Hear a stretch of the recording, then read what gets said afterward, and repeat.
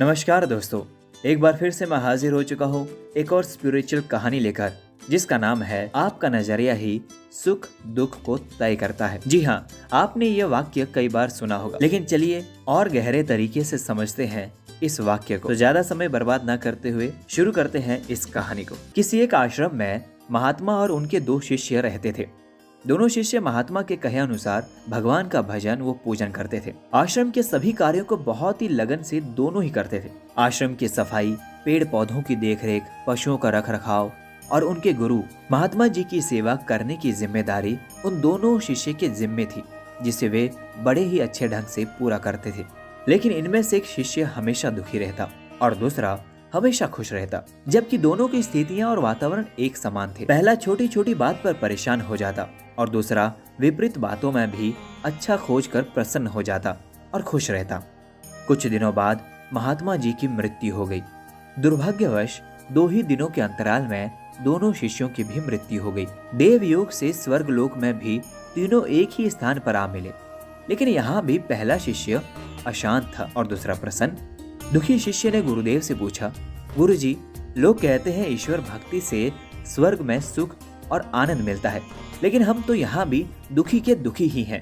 तब महात्मा बोले, वत्स, भक्ति से स्वर्ग तो मिल सकता है, लेकिन सुख और दुख तो मन की देन है। मन शुद्ध हो तो नरक में भी सुख है, और यदि मन शुद्ध ना हो तो स्वर्ग में भी दुख है।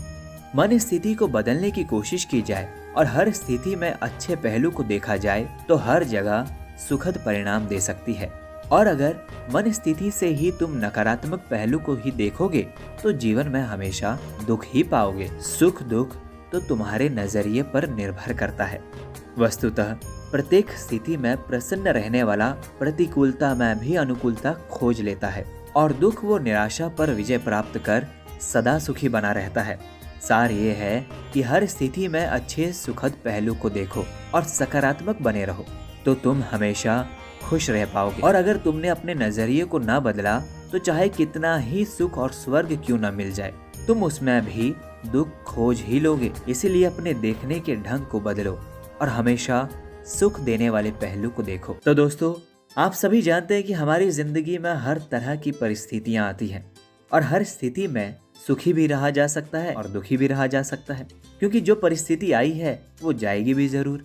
इसीलिए परिस्थिति के आने और जाने के बीच का जो समय बचता है, हमें उसमें सुख ढूंढना होगा, ताकि हम उस समय को खुशी में तब्दील कर सके। क्योंकि जैसे ही वो परिस्थिति जाएगी, एक और नई परिस्थिति आ ही जाएगी।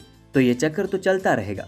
तो क्या आप कभी सुखी नहीं रहना चाहोगे? जरूर चाहोगे। इसीलिए अभी से स्वभाव डालो कि जो भी परिस्थिति आती है, हम उसमें सकारात्मक देखेंगे, उसमें सुख और खुशी ढूंढेंगे। तो चलिए दोस्तों, उम्मीद करता हूँ कि आपको ये कहानी पसंद आई होगी, और अगर बहुत ज़्यादा पसंद आई है तो इन्हें अपने दोस्तों के साथ भी शेयर कीजिए।